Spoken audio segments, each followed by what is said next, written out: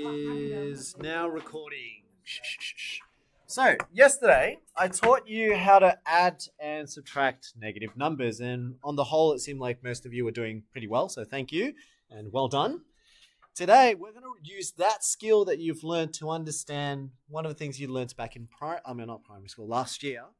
You learned something like this, and so copy down this chart just on a corner somewhere, that when you have double positive, it is equal to positive. Let's see if you guys remember now.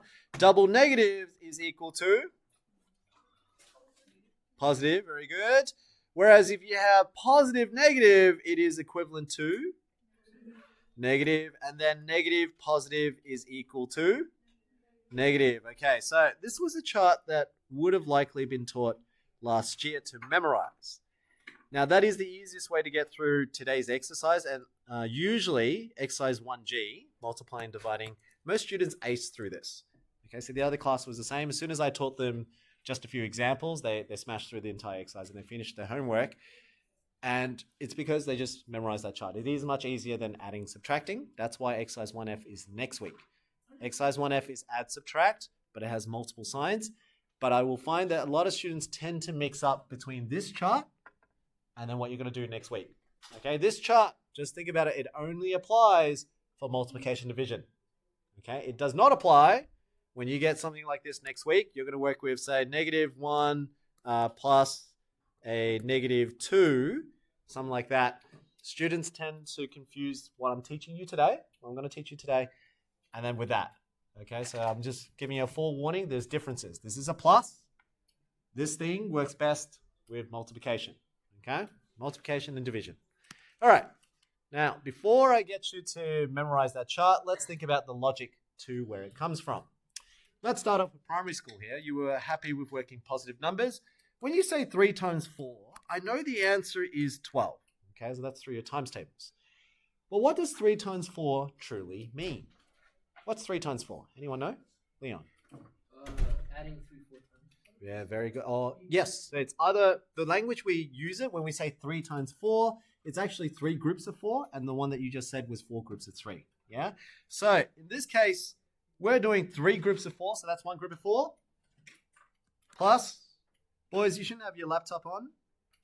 Should be. Thank you, Ashwin. I appreciate that. So here we go. 4 plus 4, that's 2 groups of 4.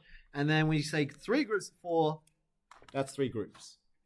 Okay, and that's why we know that 4 plus 4 plus 4 gives you 12. But one of the patterns that you start to notice here is that when I had a positive 3 times with a positive 4, the answer is a positive 12, which is why we say positive times a positive gives you positive. So that gives you that first part of the chart. Okay, so then we go, oh yeah, that makes sense. Cool. So we're happy with positive numbers. Then when we go to 3 times -4, by the same logic here, what do you think 3 times -4 would mean? Let's go with someone else with a hands up. Liam. It would be like -4 plus -4. Beautiful. So this means -4. So 3 groups of -4. So -4 plus -4 plus -4. Now I'm going to put the brackets around it so that we know this is a number. Okay, so that's a number, -4. And I should do the same for the top here as well. I'm just going to put brackets in blue so you can see. So that's the number. That's 4, 4, 4. That's a -4 there. So it's -4, -4, -4. Right? So the pattern's pretty similar. 3 groups. And so what you see here, now let's look at the number line. For those who aren't familiar with how to do -4 and another -4 and another -4, on a logical sense, this almost is the same thing as saying, if you owed me $4 and the next day you owe me another $4 and the next day you owe me another $4, in total, how much do you owe me now? $12. So the negative tells me that you owe. Yeah, that's how the banks work. If you have negative money in your account, that means you don't have money, right? You're owing money. So same idea here. This would mean you have -12. Now what's interesting is this 3 is a positive. The 4 is a negative, and when you times them, the result ends up being a negative answer. So hence we normally say positive times negative gives you negative, which you can see in the chart. Positive times a negative gives you a negative there. But on a number sense, I'm going to use a number line to help you visualize what's happening. See, before we said 4 groups sorry, one group of four, one group of four, one group of four. This is what was happening. You're doing that's one group of four. That's one group in the positive direction. And then here's another group of four. And then here's another group of four. So in total, you got 12. Which makes sense. Then you had negative group of four. Okay, so it's a 4 as well, but it's in the opposite direction. That negative means opposite. Right? So I'm going to do now negative 4. So you owe me $4.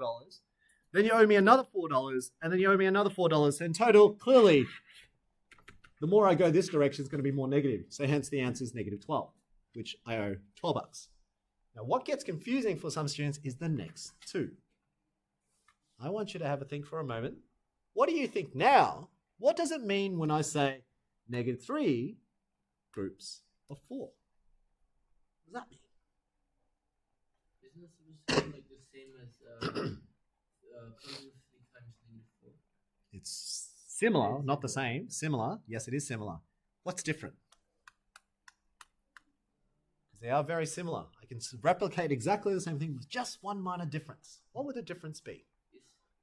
You're starting with like the positive 4 and like the second last one.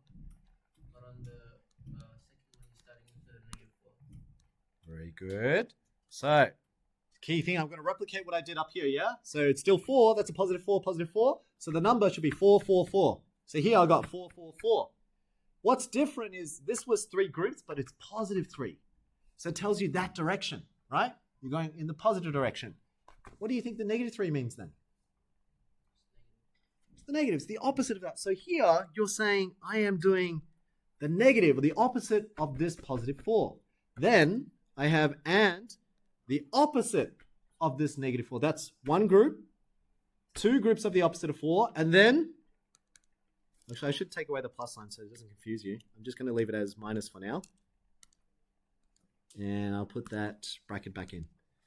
Can you see what I'm saying there? I'm saying opposite of 4, that's one group. Opposite of 4, that's 2 groups of opposite 4, and then 3 groups of opposite 4. So what they're saying here is, I want 3 groups of 4, but I want 3 groups that is the opposite, in the opposite direction. Okay, so what does that mean? Now, 4 usually is this one. That's one group of 4, one group of 4, one group of 4. But when you say the opposite, what you're saying is, I want one group opposite. I want 2 groups opposite.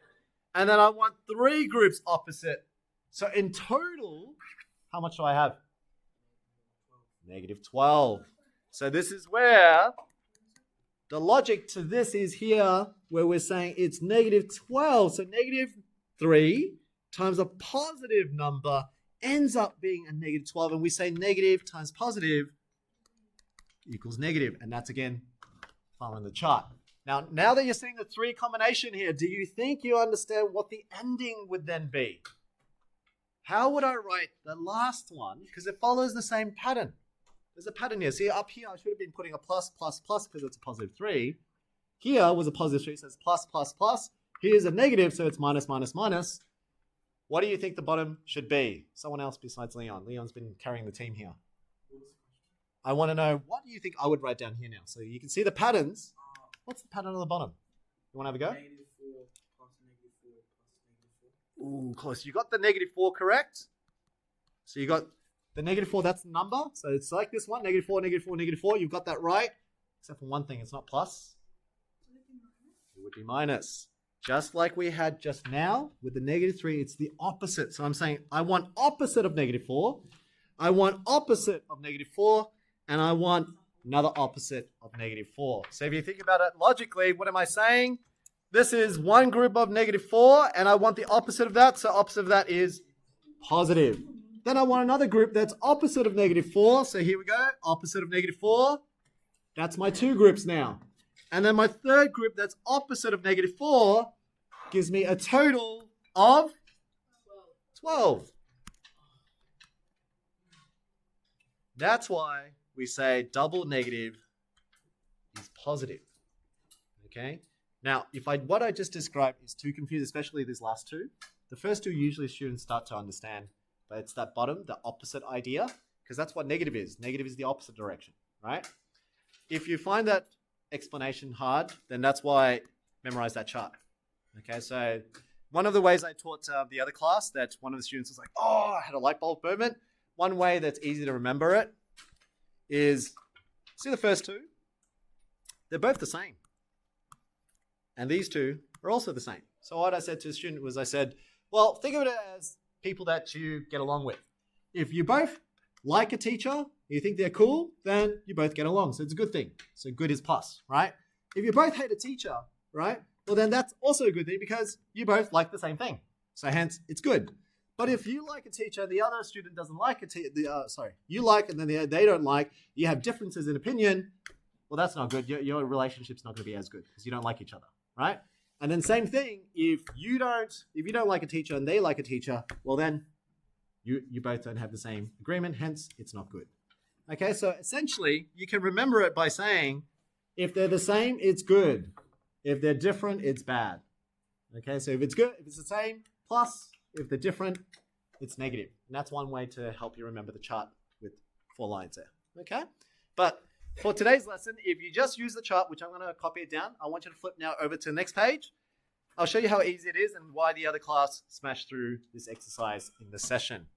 Here we go. So today's goal, your fluency section, bare minimum for year 8, is to be able to do multiplication and division. And this is how easy it is. Do the numbers first. So here we go. We do the numbers. So 2 times negative 4, forget about the negatives for now. What's 2 times 4? 8. Now let's work out the signs. 2 is a positive and the 4 is a negative. Now looking at your chart again, or they have different signs, what should the overall sign be? Negative. So the answer is negative 8. So as long as you know your times tables, yeah, you can then figure it out. So remember, this only works for multiplication division. Don't confuse this with next week's. That's what usually happens. I teach them and they get really good at this. And by the time I go to 1F, they mix the two. Okay, so remember, this only works for times and divide. So let's do it again. The same thing for this one. Negative 1 times 5. Forget about the negatives. Just do the 1 times 5 first. So one group of 5, what does that give you? 5.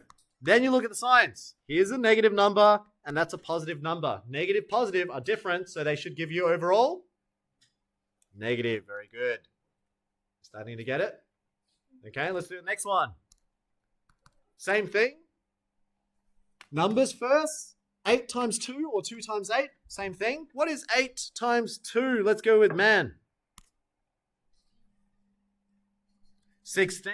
So we've got 16. Now let's work out the sign. Let's go with Tom.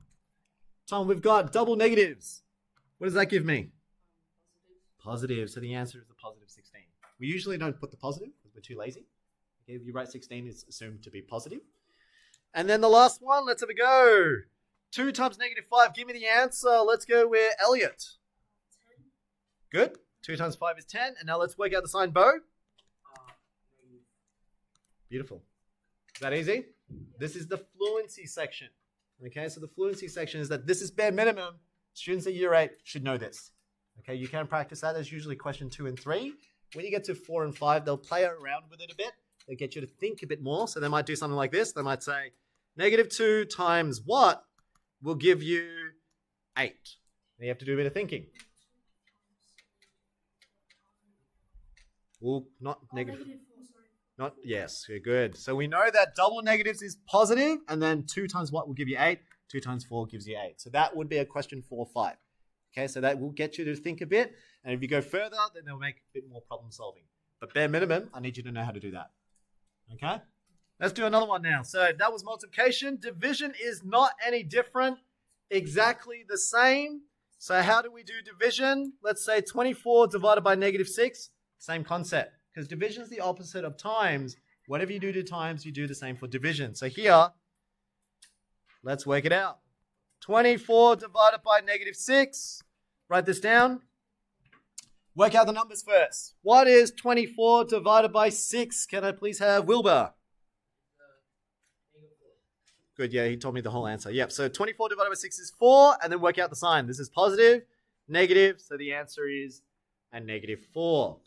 Now, what is this layout that I've got for you here? Is I'm trying to get you to understand what division is. See, multiplication is repeated addition. Division is actually repeated subtraction. It's the opposite, right? So if you have a look here, when you say 24 divided by negative 6, how many times, what you're really asking is how many times can you, fill this in, subtract 6 from 24. So here's an example. If I started off with 24, what's 24 take away 6? 18. Good. So I'm just going to write on the bottom. That gives you 18. And then what if I subtract 6 again?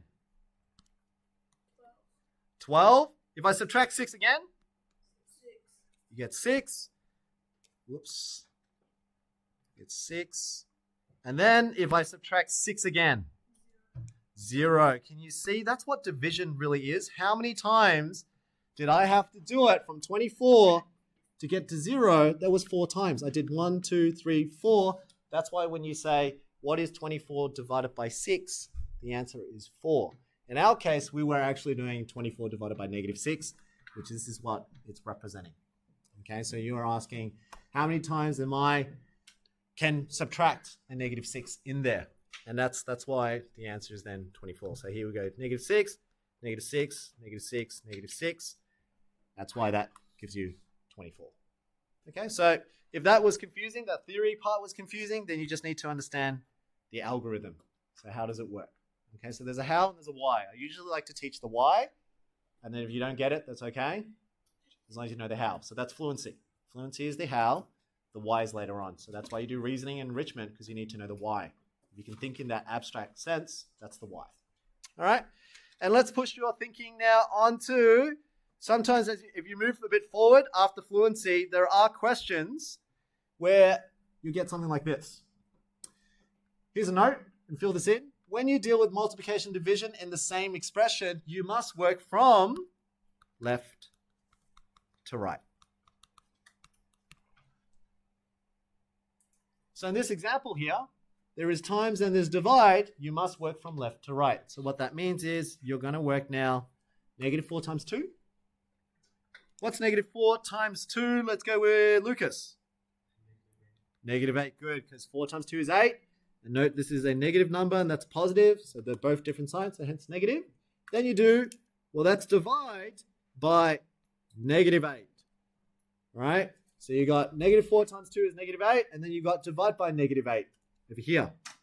Now what is -8 divided by -8? 1, very good. 8 divided by 8 is 1. And then double negatives is positive. So the answer is 1.